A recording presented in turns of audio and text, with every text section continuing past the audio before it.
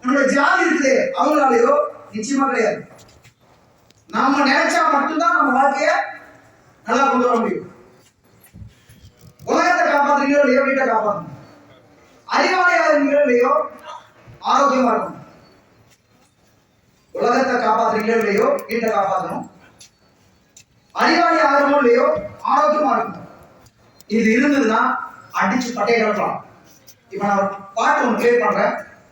பர்டிகுலரா அந்த புதுசா வந்தவங்களுக்கு தான் அந்த பாட்டு பிளே பண்றேன். நம்ம ஏற்கனவே பிளே பண்ணிருக்கோம். தைரியமா வாங்க, ஏன்னா தைரியமா நில்லுங்க. ஒரே வருஷம் 2 வருஷம் 3 வருஷம் 3 வருஷத்துக்குள்ள நீங்க திரும்பி பார்க்குற மாதிரி ஒரு வாழ்க்கைய கண்டிப்பா எஸ்எஸ்எல் தரும். இதுக்கு முன்னாடி எவ்வளவு பிரச்சனைகள் வந்திருக்கலாம், அதை தாண்டி நம்ம நிற்போம். இந்த பாட்டை மட்டும் காதுல கேட்காதீங்க, இதயத்து மூலியமா கேளுங்க.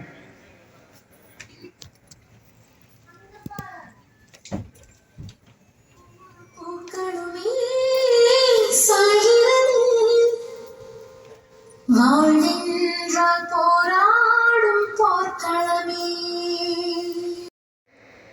என்ன தெரியுமா, என்ன இப்படி நான் கஷ்டப்பட்ட, என்ன நான் உழைச்சா மேல வந்துச்சு, எனக்கு சான்ஸ் எடுத்து மேல வந்துச்சு, இப்படி உயர்த்த முடியும் அப்படின்னா என்ன மாதிரி கஷ்டப்படணும் அத்தனை மேல வரணுங்கிறதுக்காக மட்டும்தான்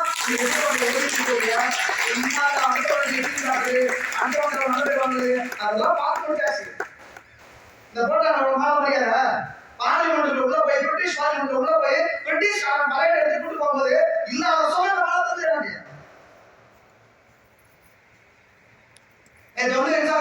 பார்த்து பேசுறாங்க, சார் நம்ம பார்த்தா போதும், எங்களால இன்வெஸ்ட்மெண்ட் பண்ண முடியல, எனக்கு ஒரு வாய்ப்பு கொடுங்க அப்படின்னு.